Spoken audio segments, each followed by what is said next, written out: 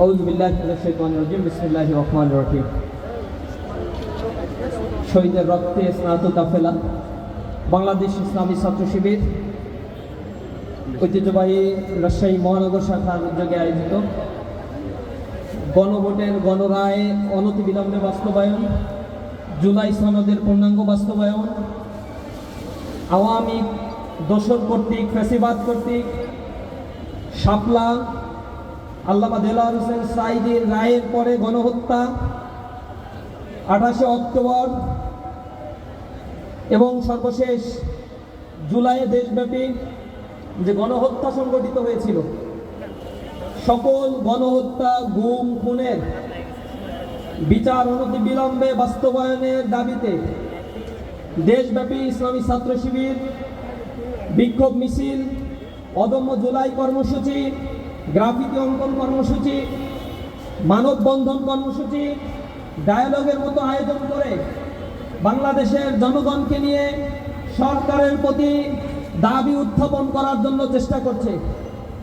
তারই অংশ হিসেবে আজকে শহীদ আলী রায়হান, শহীদ সাকিব আঞ্জুমের রক্ত স্নাত ভূমি রাজশাহীর এই ময়দানে আয়োজিত বিক্ষোভ মিছিল পরবর্তী ছাত্র যুব সমাবেশের সম্মানিত অতিথিবৃন্দ, জাতির জাগ্রত বিবেক সাংবাদিক বন্ধুগণ, প্রিয় রাজশাহীর জনতা, আসসালামু আলাইকুম ওয়া রাহমাতুল্লাহি ওয়া বারাকাতুহু। আমরা অতি বিস্ময়ের সাথে লক্ষ্য করেছি, জুলাই পরবর্তী নতুন বাংলাদেশের যে মেরুকরণ আমরা চেয়েছিলাম, জুলাই চার্টারের মাধ্যমে যার বাস্তবায়নের জন্য বর্তমান ক্ষমতাসীন বিএনপি জুলাই চার্টারে স্বাক্ষর করে তখন বলেছিল, আপনারা দয়া করে গণভোটের পক্ষে রায় দিন, আমরা অক্ষরে অক্ষরে জুলাই সনদ বাস্তবায়ন করব। কিন্তু হতবাক হয়েছি। আমি পূর্বেও বলেছিলাম, নির্বাচনের পূর্বে গণভোট পূর্বে হতে হবে, কারণ গণভোটের গণরায় বিএনপি ক্ষমতায় এলে বাস্তবায়ন করবে না। এরা আত্মস্বীকৃত মুনাফিকের দল। এই মুনাফিকের সংগঠন যতবার এসেছে ক্ষমতায়, জাতির সাথে তারা প্রতারণা করার চেষ্টা করেছে। এর আগেও তত্ত্বাবধায়ক সরকার ইস্যুতে আপনাদের মনে আছে, তারা সংসদে দাঁড়িয়ে বীর দর্পে বলেছিল কোন তত্ত্বাবধায়ক সরকার হবে না, এটা বাচ্চা ছাড়া আর পাগল ছাড়া নাকি বাংলাদেশে আর কোনো নিরপেক্ষ মানুষ নাই। জনগণের তোপের মুখে বেশি দিন টিকতে পারে নাই, ত্রাহি ত্রাহি করে গণভোটে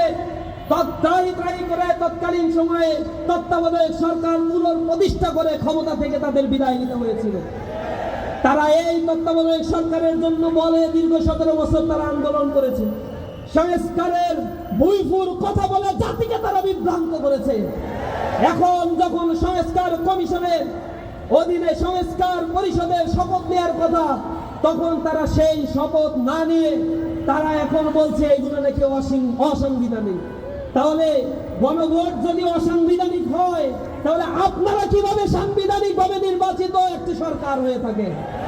একই অর্ডিন্যান্সের মাধ্যমে দুটি অর্ডার দেওয়া হয়েছে, এক অর্ডিন্যান্সের একটা অংশ আপনারা বাস্তবায়ন করবেন, একটা অংশ আপনাদের প্রেফারেবল, আপনাদের অংশের সাথে যায়, আপনাদের মতের সাথে যায়, সেটা আপনারা মেনে নিয়েছেন।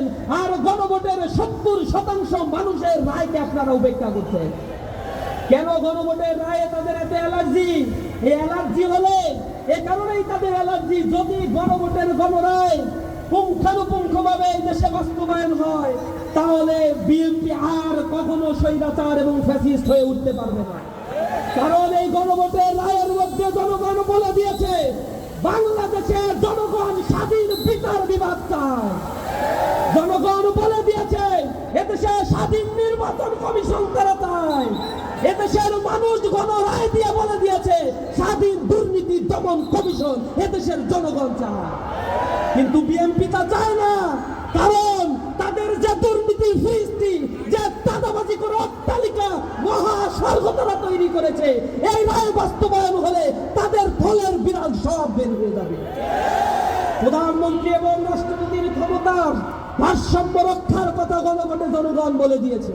শুধুমাত্র তাই নয়, এই জুলাই চার্টার বাস্তবায়ন হলে এ দেশের জনগণের অধিকার পুঙ্খানুপুঙ্খভাবে বাস্তবায়নের কথা আমরা বলেছি।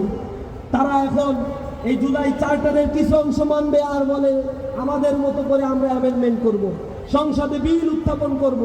জনগণের সাথে তারা নব্য তামাশা শুরু করেছে। আমরা তাদের বলতে চাই, অনতি বিলম্বে ভিন্ন পন্থা অবলম্বন থেকে দূরে থেকে জুলাই সনদের উত্থান তরঙ্গ থেকে শিক্ষা নিন। এখনো পর্যন্ত জুলাইয়ের তাজা রক্ত এখনো পর্যন্ত কথা বলছে। শহীদ আলী রায়হান, শহীদ সাকিব আঞ্জুম, মীর মুগ্ধ, ওয়াসিম, শহীদ আবু সাইদের রক্তের বিচার বাংলাদেশে এখনো করতে পারেন নাই। আপনারা ক্ষমতায় আসার পরে সহস্রাধিক মানুষ বিনা বিচারে দিন দুপুরে তাদেরকে হত্যা করা হয়েছে। সুতরাং দেশের আইন শৃঙ্খলা পরিস্থিতি যারা ঠিক রাখতে পারে না, জনগণের দেয়া কমিটমেন্ট যারা রক্ষা করতে পারে না, বাংলাদেশের মসনদে তাদের থাকার অধিকার নাই। আমরা ভালোই ভালোই বলছি, জনগণের রায় বাস্তবায়ন করুন, অন্যথায় বিস্ফোরণের জন্য অপেক্ষা করুন। বাংলাদেশের জনগণ প্রতীক্ষায় আছে, তাদের প্রতি যে অবজ্ঞার অপমান করা হয়েছে তার সমুচিত জবাব তারা ঠিক সময়ে দেবে ইনশাআল্লাহ। সকলকে আজকের এই প্রোগ্রামে আসার জন্য ধন্যবাদ জানিয়ে আমার কথা শেষ করছি। আসসালামু আলাইকুম ওয়া রাহমাতুল্লাহি ওয়া বারাকাতুহু।